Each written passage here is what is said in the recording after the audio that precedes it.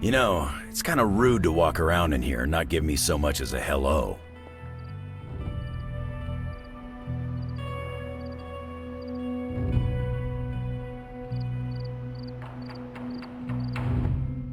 I assumed you were asleep. I don't sleep much, but that doesn't stop me from enjoying the company of a comfortable bed when I spot one. After that fight at the Quentin Carnival, I suppose we all could use a lengthy rest. I can't get too comfortable, not so long as Sabretooth's still out there. He is your quarry, I take it? I guess you could say that. We have a history. None of it nice. Though he's definitely changed. His nasty side got, well, nastier.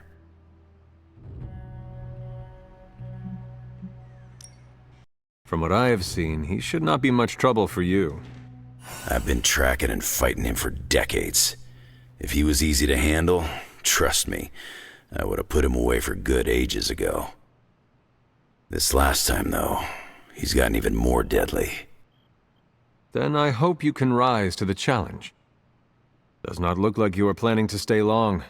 Some find our abbey to be a bit unnerving. Oh, this place is nothing. You'd be surprised at some of the places I've rested my boots. You talk like that, now you have to tell me some stories. Oh, okay. Let's see. I've been all over the planet. And a few other planets besides. Other planets? Yeah. We're not alone in the universe, you know. There's the Kree, there's Skrulls, there's the Brood. Most aliens you're better off avoiding, but there's a few good ones out there. I'll tell you though, after a while, all you really care about is a nice soft bed. I see the way you're looking at me. Who's this mysterious guy hanging out in my place all of a sudden? Perhaps. Tell you what, I've got a little break between people trying to kill me, so let's have a little chat. What do you know about this Johnny Blaze? He's a flaming jackass. Used to be known as the Spirit of Vengeance, until even his attitude got too bad for that job. Seems like he's really committed to the carny life now. Must be the funnel cakes and fried candy bars. Do you think a man like that is up to the challenge before him? Guarding the Parchment of Power is not a task taken lightly. Yeah, we faced some vile customers together.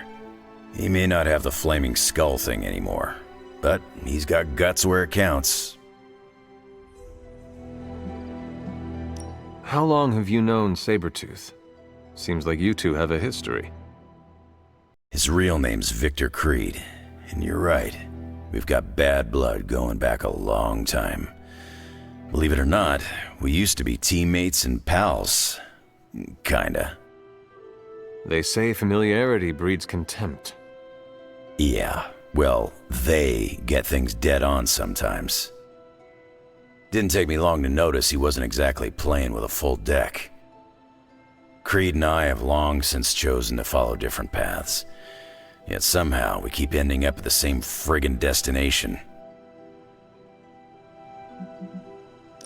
You seem like a nomad, but surely you have a place you call home. I guess you could say Xavier's place has been the closest thing to a real home I've ever had. Who? Oh, Professor Charles Xavier. He's got a swanky place outside of New York City. A private school. Lots of space and plenty of interesting folk. It's a lot like your Abbey here, except Charles has a baseball field. Baseball? Yeah, if you got interest, I'd be happy to explain all the rules sometime. You seem to know everyone. I assume you know the Midnight Suns as well.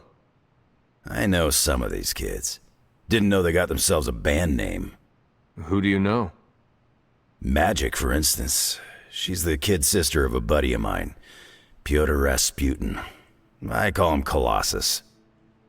Interesting. You and she have similar attitudes. Maybe because we have similar backgrounds. I grew up in Canada, surrounded by wolves, and she grew up in Limbo, surrounded by demons. Which place is worse, Canada or Limbo? Oh, Limbo. They don't have hockey. I have taken up enough of your time. I should go. It's been a pleasure. If you have more questions, you know where to find me. Hunter, you there? I'm in the library. It's super important you meet me here ASAP.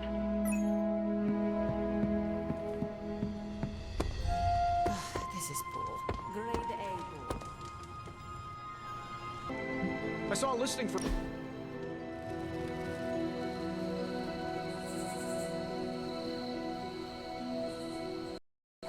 I'm getting used to the Abbey. Didn't think I'd like it at first. Monks lived here isn't on my list. What changed your mind? It reminds me of a Kree outpost. Mostly solitary, but you have your team around. Enough contact with civilization to avoid going loopy. Is it difficult for you to live so remotely? You kidding? It's great. First, you have a perfect excuse to ditch unwanted social engagements. Second, you can focus on the mission at hand, very few distractions. And third, you know you're going home at the end. What about you? You died here, so I bet you have some complicated thoughts about this place.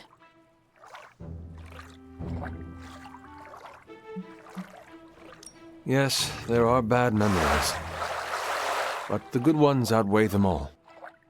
You're lucky you have that. I'm making some new ones right now. No one likes a suck-up, Hunter. But so am I.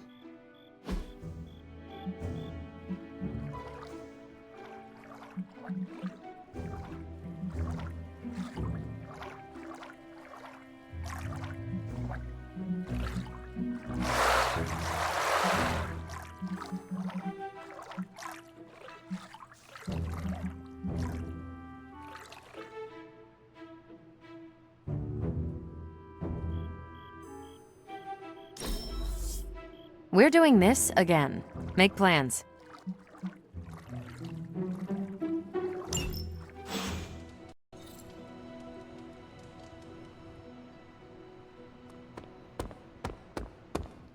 Oh, Hunter, you here to yell at me too? They're accusing me of keeping secrets, as if that's the biggest problem we have right now. I don't know, maybe the demonic green sky over New York was too subtle for them to notice? I think they noticed.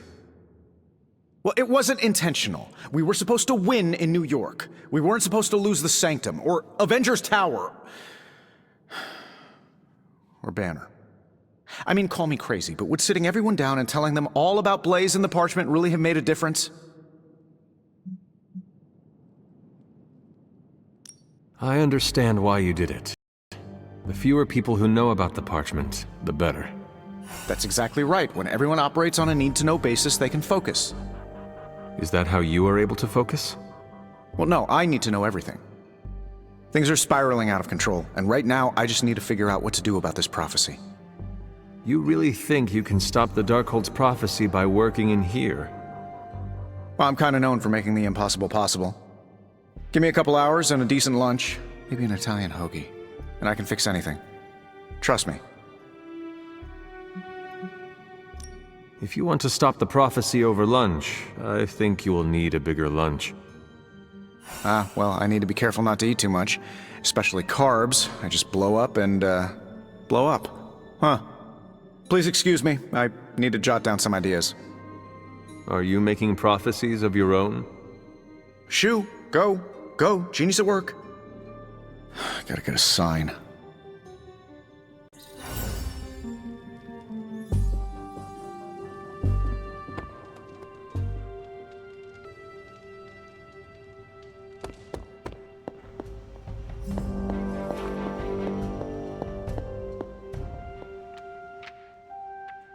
What are you reading, Nico?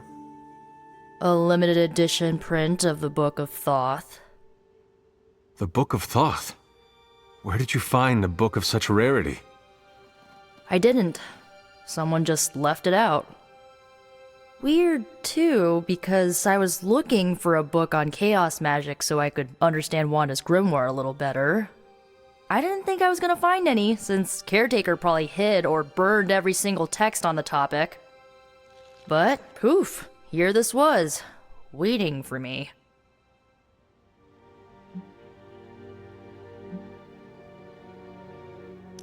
It does seem to be one of the centers of supernatural activity around here. You feel that too, huh? Sometimes when I'm in here, all the hairs on my neck stand straight up. But in a warm and fuzzy, friendly ghost kind of way. Find anything helpful in it? I did. There's a historical account of an ancient Egyptian pharaoh who was struck by a dark madness after reading a page from an old book called The Scrolls of Chthon. Wait, that is another name for the... Darkhold, I know. You know, I wouldn't be surprised if this was the first case of corruption in recorded history.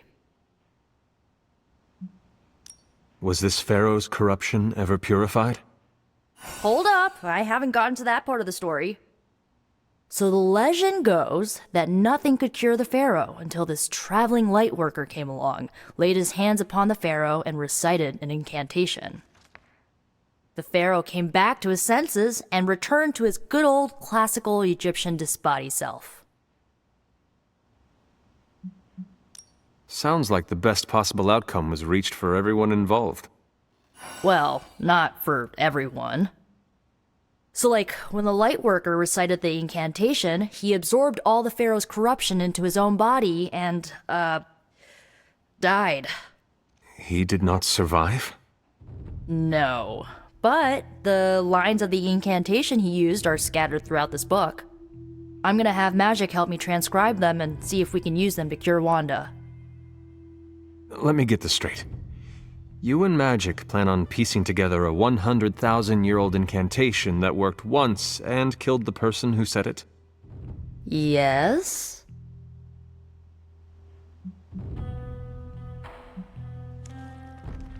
Nico, that sounds too dangerous, even for you. I have to try something! Caretaker will not be pleased if she hears about this. Caretaker can deal. Well, I'm gonna find Magic, see if we can make a dent in this transcription. I'll give you a shout when we do. Until then, not a word about this to anyone.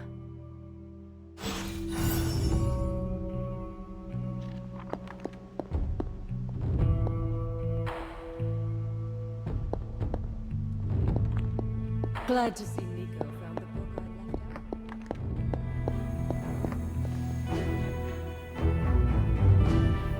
I remember once, Hunter, when you called this place home.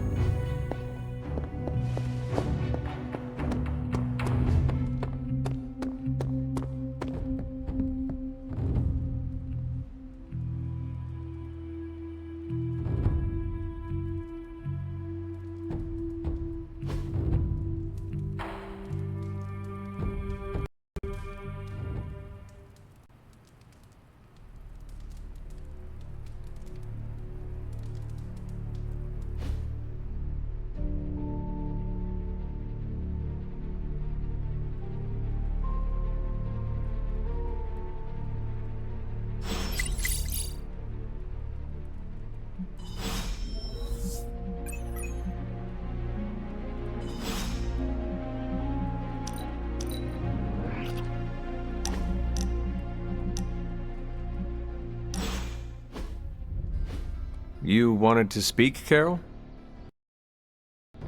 Yeah, I just wanted to say thanks. Thanks for what?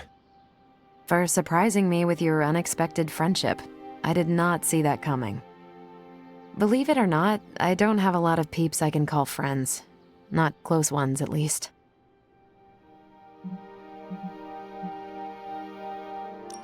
Being as exceptional and powerful as you are comes with a price.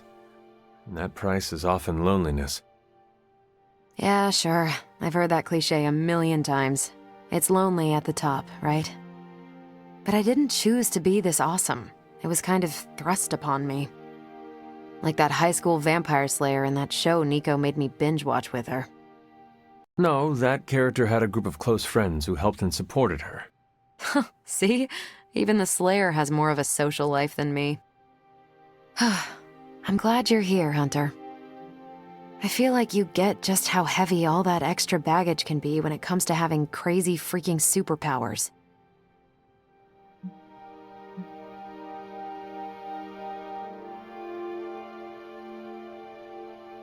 Reminds me of a French quote. Give me the dubbed version, please. My French is only the pardonable kind. It roughly translates to, "Great responsibility is the inseparable consequence of great power." It sounds familiar, but I can't put my finger on it. Oh, it's gonna drive me crazy now. Anyway, I should let you get back to whatever cool thing you were doing before I dragged you out here to get all gushy. Anytime, Carol.